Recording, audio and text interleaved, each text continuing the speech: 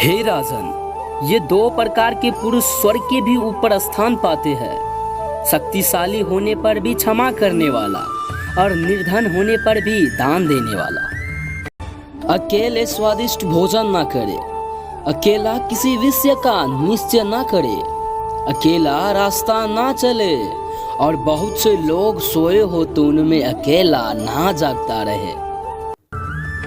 जो धनी होने पर भी दान ना दे और दरिद्र होने पर भी कष्ट सहन ना कर सके, इन दोनों प्रकार के मनुष्य को गले में मजबूत पत्थर बांधकर पानी में डुबा देना चाहिए। जिस प्रकार समुद्र पार जाने के लिए नाव ही एकमात्र साधन है, ठीक उसी प्रकार स्वर्ग के लिए सत्य ही एकमात्र सोपान है, दूसरा कोई और नहीं।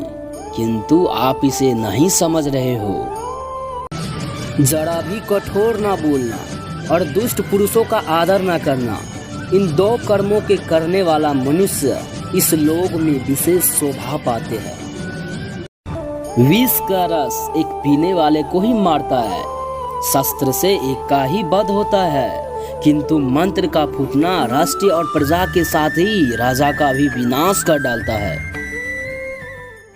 बिल में रहने वाले मेढक आदि जीवों को जैसे सांप खा जाते हैं, उसी प्रकार ये पृथ्वी शत्रु से विरोध न करने वाले, राजा और प्रदेश सेवन न करने वाले मनुष्य इन दोनों को खा जाते हैं। जो निर्धन होकर भी बहुमूल्य वस्तु का इच्छा रखता है और असमर्थ होकर भी क्रोध करता है, ये दोनों ही अपने शरीर को सुखा देने वाले कांटों के समान है।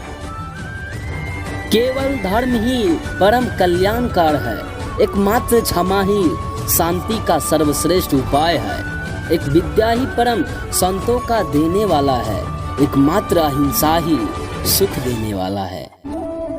दो ही अपने विपरीत कर्म के कारण शोभा नहीं पाते, अकर्मण्य गृहस्थ और प्रपंच में लगा हुआ सन्यासी।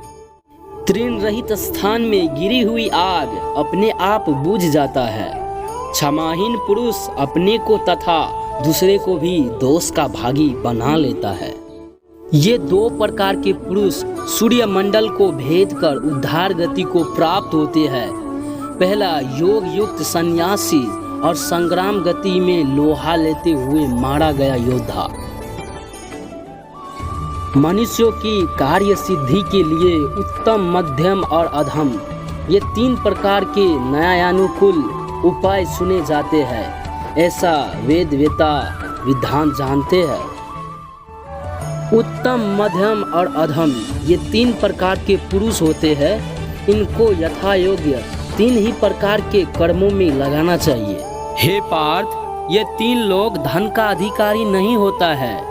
स्त्री, पुत्र तथा दास, ये जो कुछ कमाते हैं वह धन उसी का होता है जिसके अधीन ये रहता है। न्यायपूर्वक उपार्जित किए हुए धन के दो ही दुरुपयोग समझने चाहिए, अपात्र को देना और सपात्र को ना देना।